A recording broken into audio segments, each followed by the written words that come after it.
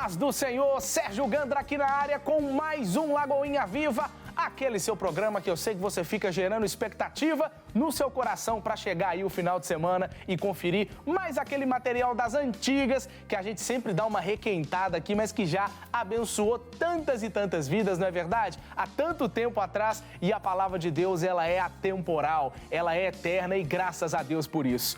Hoje, nesta oportunidade, eu trago para vocês um culto de 1999. Tem tempo, nesse culto que aconteceu na Igreja Batista da Lagoinha, que teve como tema Avivamento Espiritual. Uma palavra dada pelo nosso querido pastor Márcio Valadão. Ele usa o livro de Atos como base para esse sermão e tem muito louvor e adoração com o Diante do Trono também. Confere aí e seja abençoado.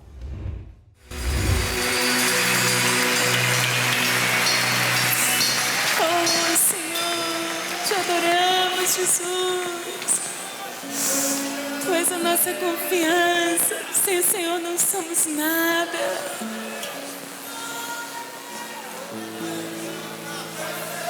Eu quero ser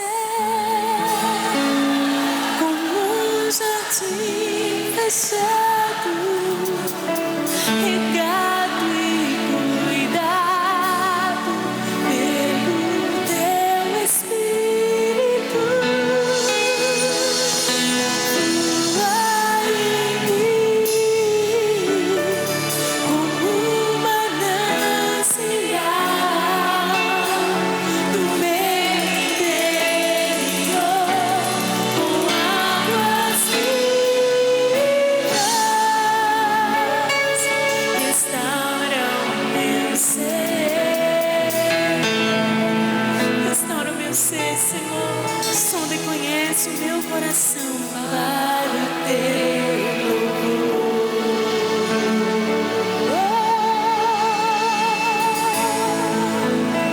Senhor, estou glória a Deus para te adorar em tua presença. Desejo estar. Eu sei que nada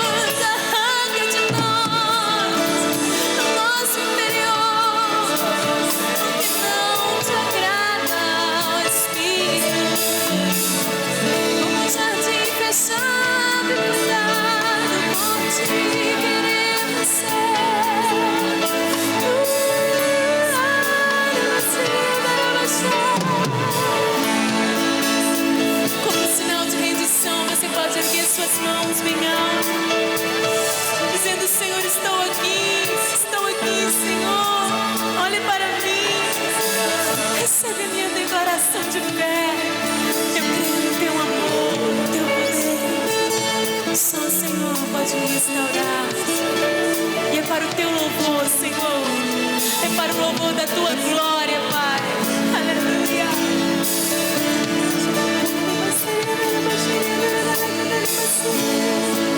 Abre seus lábios pela fé. Deixa fluir águas vivas do seu interior.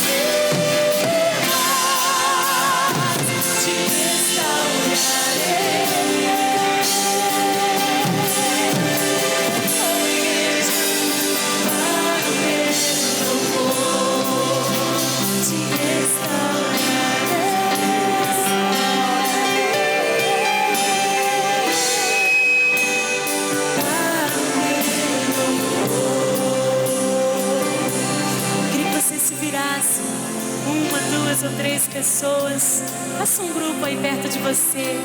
Você vai erguer as mãos para o seu irmão. Nós, como corpo de Cristo, nós somos as mãos, os olhos, os pés do Senhor Jesus aqui na terra, que podem consolar, que podem abençoar. E com seus lábios você vai profetizar na vida do seu irmão. Você vai profetizar para ele. Eu te farei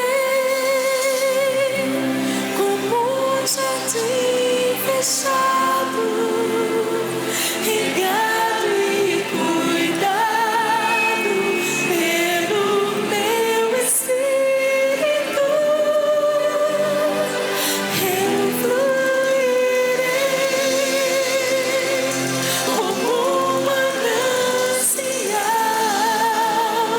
do teu império.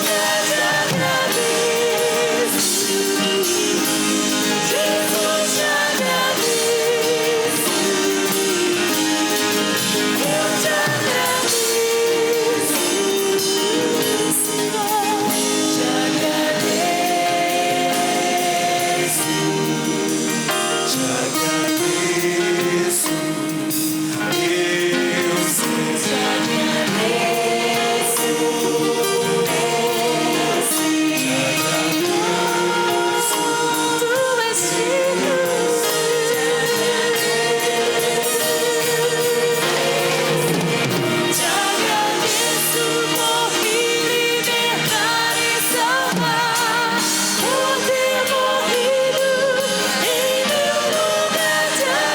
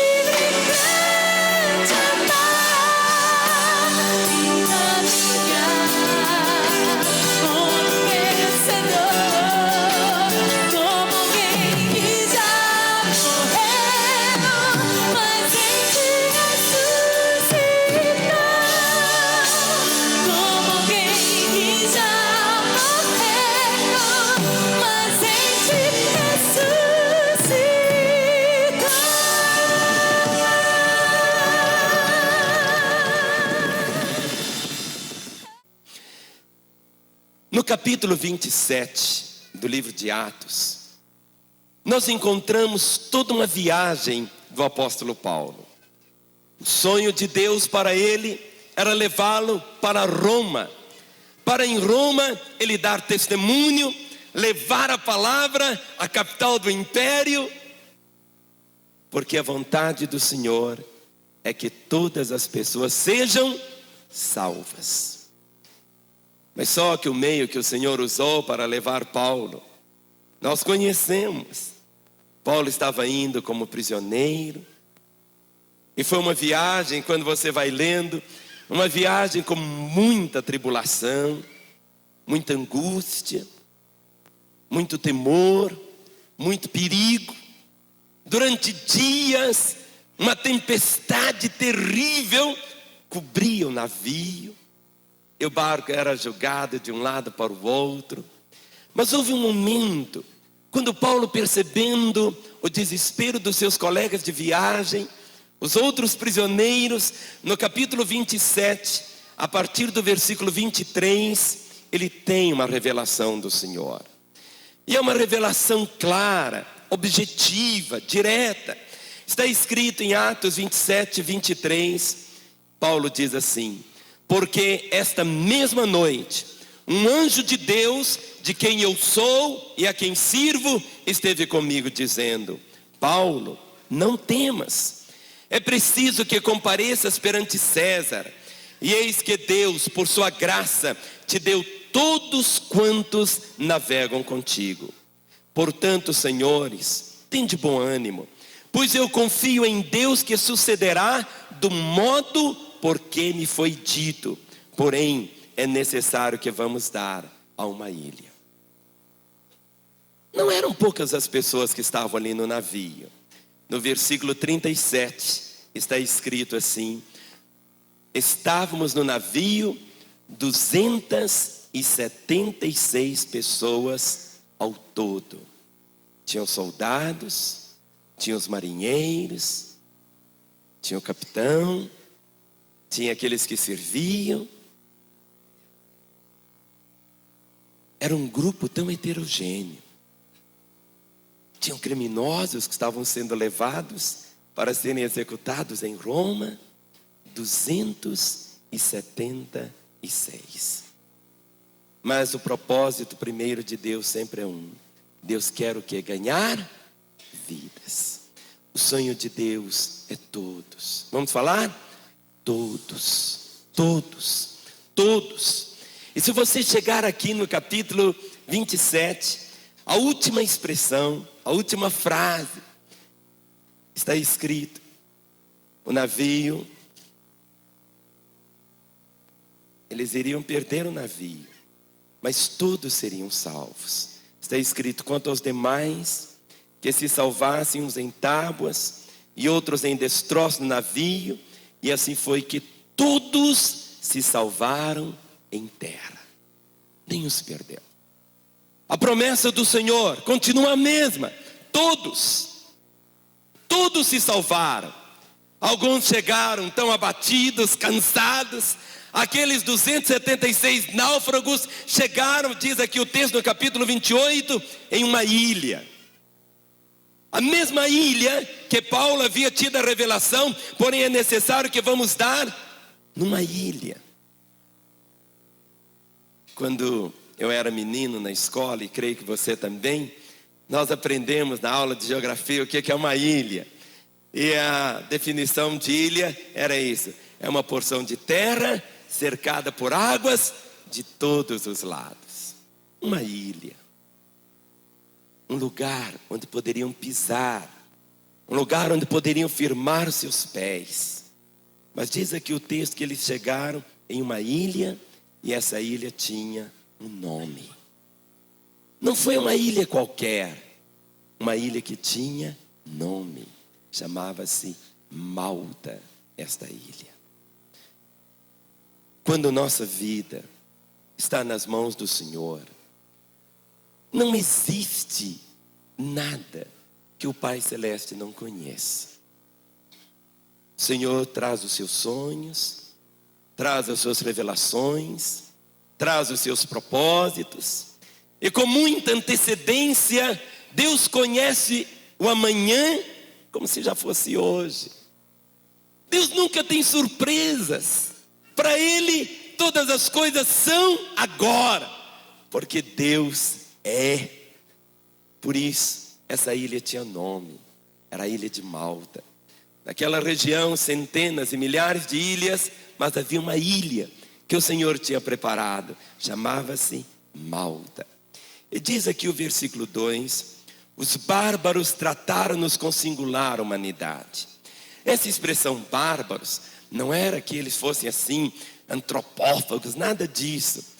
Naquela época, quem não falasse a língua grega, que não tivesse também a cultura grega, era considerado um bárbaro. Apenas isto. E diz que os bárbaros trataram-nos com singular humanidade. Essa expressão humanidade é a palavra filantropia. Quando os náufragos chegaram ali, eles foram acolhidos. Aqueles habitantes da ilha acolheram aqueles 276. Meus irmãos, Deus tem estabelecido aqui em Belo Horizonte uma ilha que tem o nome de Lagoinha, para acolher os náufragos. Hoje, cerca de 189 irmãos, os nomes estão aí no boletim, desceram as águas do batismo. Pessoas que chegaram, o casamento tinha naufragado, a saúde tinha naufragado, os sonhos tinham naufragado. Pessoas que muitas vezes chegaram, diz aqui o texto do mesmo modo, alguns se salvando em tábuas e outros em destroços do navio, tomando aquilo que tinha sobrado para não afundar, vieram segurando o que tinha sobrado. Nós temos visto esse milagre, mas nós sabemos, irmãos, que a mobilização de cada membro da igreja é que faz a igreja. A igreja é tão forte quanto a mobilização de todos os seus membros. A igreja é você, sou eu, é a nossa soma, é o nosso coração se fundindo.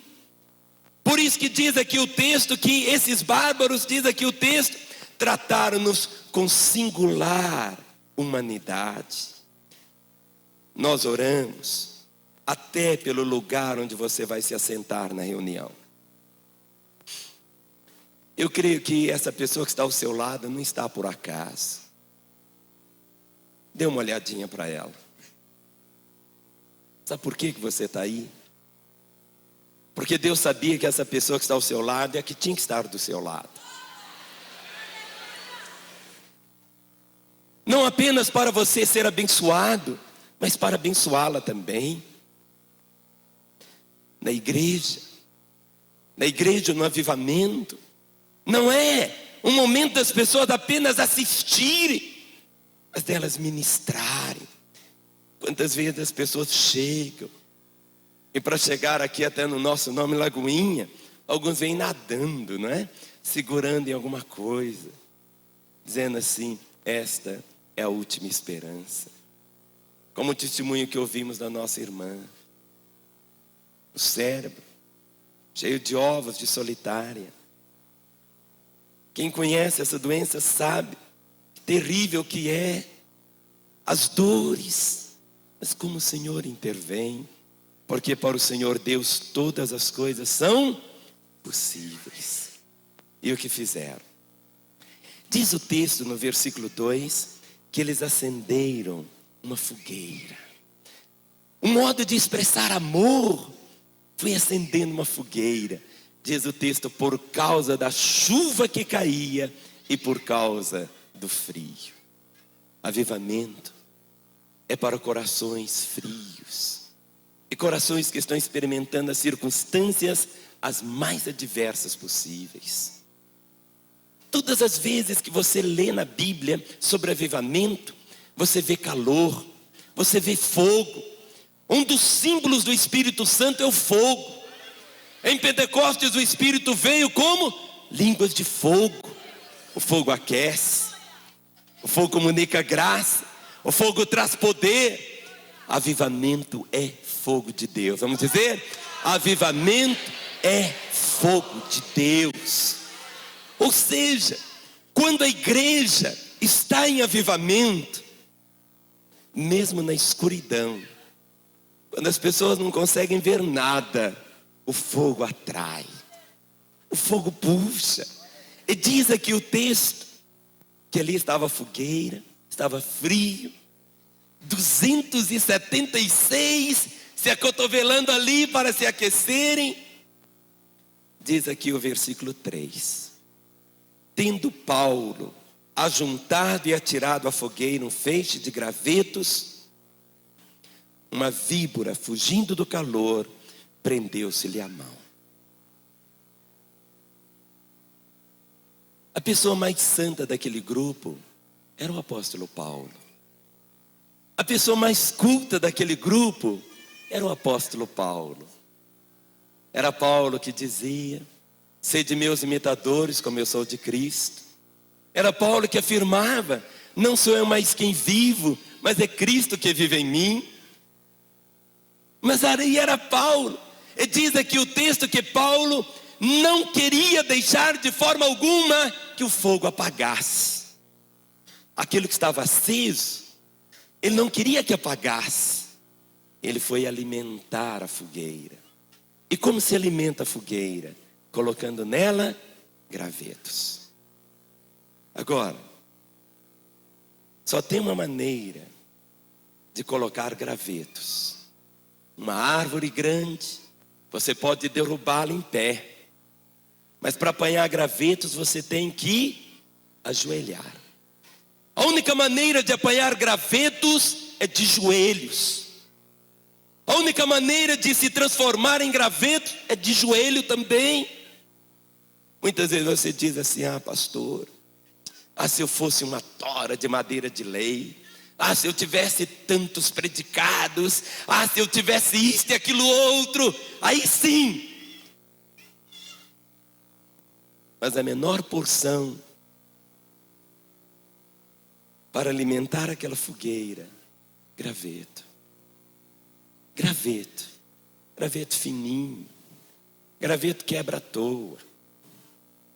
Graveto as pessoas pisam em cima. Graveto é nada.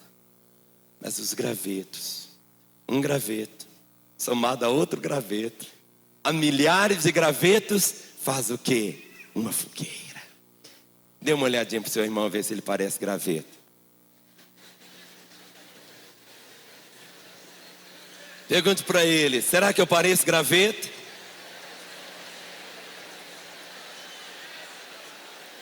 O Senhor não busca outra coisa. Porque se o Senhor buscasse coisas tão grandes, somente os grandes é que poderiam oferecer o Senhor. A fogueira do Senhor, fogo do Senhor. Meus irmãos, o avivamento, gravetos, não importa o arbusto, contanto que o fogo nele esteja. Foi assim lá no deserto. Quando Moisés teve a visão, ele viu um espinheiro, uma sarça que ardia. Não importa de forma alguma, seja uma sarça ou um espinheiro, ou gravetos, contanto que o fogo esteja naquela sarça. O que conta é isso. Eu creio, meus irmãos, que dentro do propósito do Senhor nesses dias, quando começamos a ouvir e a falar sobre avivamento, sobre o propósito do Senhor de ganhar vidas, de que Belo Horizonte venha realmente aos pés do Senhor, o fogo começa a arder, corações se quebram diante do Pai, a graça do Senhor se move. Mas agora você pode ter certeza de uma coisa: todas as vezes que você se levanta para buscar Deus, para querer Deus em sua plenitude, de querer o avivamento mesmo no seu coração, você vai provocar o diabo. você vai provocar. Provocar por quê? Porque a sua vida é outra vida. Diz o texto que quando Paulo juntava os gravetos, no meio dos gravetos veio também o quê? Uma víbora, uma serpente. Serpente venenosa. E nós sabemos, irmãos, no aspecto aqui, que é uma figura de Satanás e dos seus demônios. Quando você coloca no coração, eu quero o fogo de Deus na minha vida, eu quero a santidade de Deus, eu quero ser uma bênção nas mãos do Pai, você pode ter certeza que as coisas vão começar a acontecer. O apóstolo Paulo podia dizer assim: bem, por que comigo? Por que eu? Mas eu tenho minha vida tão reta, tão íntegra, por que eu estou com esta serpente pendurada em minha mão? Por que não um criminoso daquele, um facínora qualquer, ou um soldado malvado? Mas o apóstolo Paulo havia aprendido algo. Ele sabia que a sua vida estava nas mãos do Senhor.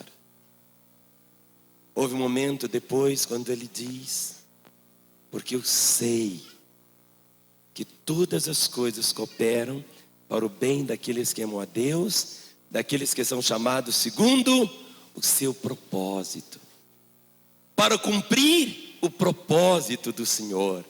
E qual que é o propósito final de Deus? Ganhar vidas. O propósito final do Senhor é esse: ganhar vidas. E o apóstolo havia aprendido algo. Ele disse: eu aprendi a viver contente em toda e qualquer situação. Viver contente é uma escolha. Ele disse: eu aprendi a viver contente em toda e qualquer situação. Aprendi a viajar de navio contente, nos naufrágios contente, aprendi a ter uma mesa farta contente, aprendi a experimentar a escassez contente, porque eu sei que o Senhor conhece todas as coisas. Eu sei que Ele tem o caminho para a minha vida, e tudo que eu preciso é descansar no Senhor e na sua fidelidade.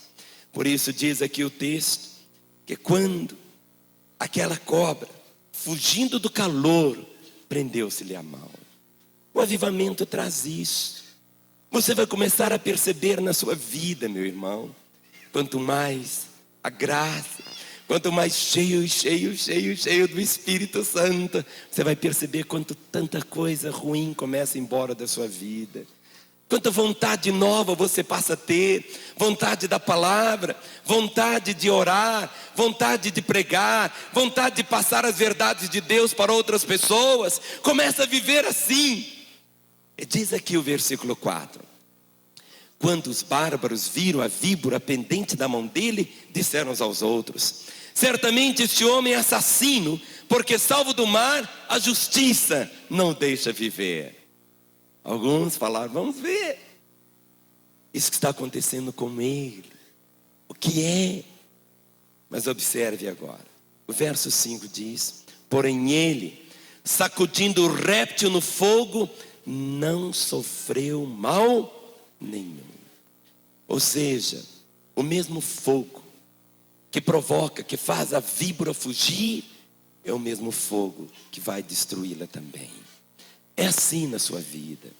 O mesmo fogo de Deus no seu coração, o mesmo ardor, a mesma graça, o mesmo entusiasmo, a mesma disposição, vai fazer com que todo mal, toda influência do mal, nada fique realmente na sua vida. Mas observe agora o versículo 6. Mas eles esperavam que ele viesse a inchar ou a cair morto de repente. Quando ele fez isso, as pessoas que estavam ali, só os que estavam observando, que eram náufragos como ele, eram 276, fora os outros. Eles esperavam que ele inchasse. No avivamento, é tão fácil ficar inchado. Inchado de orgulho, inchado de presunção, ficar cheio, ou até mesmo a igreja ficar inchada. Há uma diferença entre crescimento e inchaço, uma grande diferença. O sonho de Deus é que todos venham para o Senhor, mas não significa, é preciso quantidade, mas quantidade com qualidade. São as duas coisas. Deus quer quantidade, mas o Senhor deseja também o quê? Qualidade. Não um inchaço, porque o inchaço só não é nada. O veneno tinha sido inoculado no sangue de Paulo, mas havia no sangue de Paulo um outro sangue mais forte que o sangue daquela serpente, o sangue de Jesus Cristo. Aleluia. É isto, meu irmão, é o que você precisa também compreender, que em você há uma outra vida, a vida do Senhor. Há essa vida, a vida de Deus em você. Por isso a palavra diz: aquele que está em Cristo é uma nova criação, é uma nova criatura. As coisas velhas se passaram e tudo se fez novo. Por isso está escrito: maior é o que está em vós do que aquele que está no mundo. Quando você vive esta realidade, diz aqui o texto que eles esperavam que ele viesse inchar ou a cair morto de repente. Quem sabe começaram a contar 1, 2, 3, 4, 5, 6, esperando que ele caísse, puf, morto. Mas aqui diz o texto: mas depois de muito esperar, vendo que nenhum mal lhe sucedia, mudando de parecer, diziam ser ele um Deus. Mudando de parecer, diziam ser ele um Deus.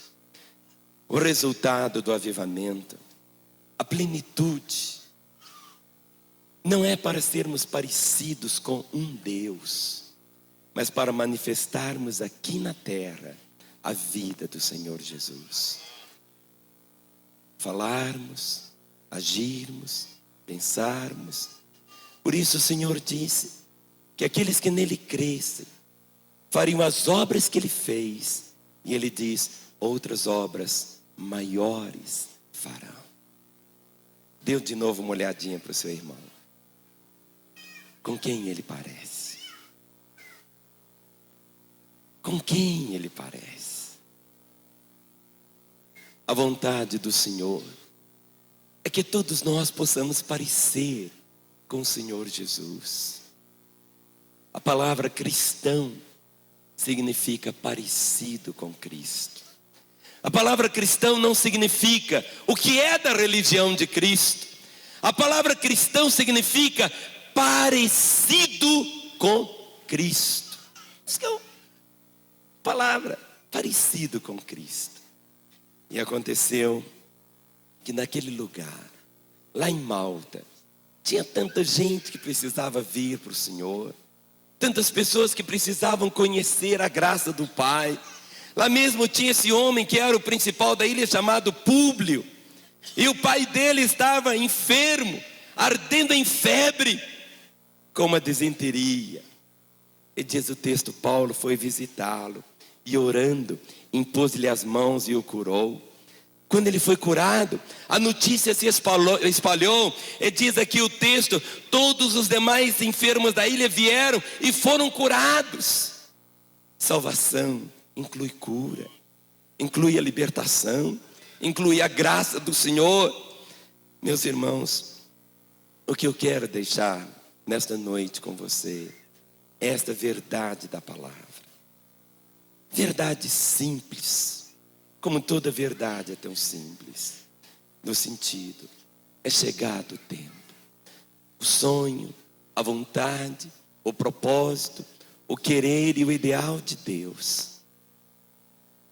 Avivamento são tempos de refrigério pela presença do Senhor. Avivamento é o fogo do Senhor ardendo no coração, a despeito de circunstâncias adversas, como o frio e a chuva. Mas mesmo assim, quando trazemos os gravetos, juntamos os gravetos, o fogo pode arder e arder para o Senhor. Não importa, meu irmão, que víboras se levantem, mas você pode ter a certeza que ali na cruz e pela ressurreição do Senhor, todo o poder do mal foi quebrado, em nome de Jesus. Amém? Que bênção, né, gente? Glória a Deus pela vida do pastor Márcio, pelo ministério Diante do Trono. Tantas pessoas foram abençoadas, milhares e milhares ainda continuam sendo abençoadas pela vida do nosso pastor. Antes de eu me despedir, eu quero convidar você a se inscrever aqui no nosso canal no YouTube e, claro, acompanhar a gente aqui também pela telinha da Rede Super de televisão. Agora sim eu vou ficando por aqui. Um beijo, que Deus te abençoe e até semana que vem.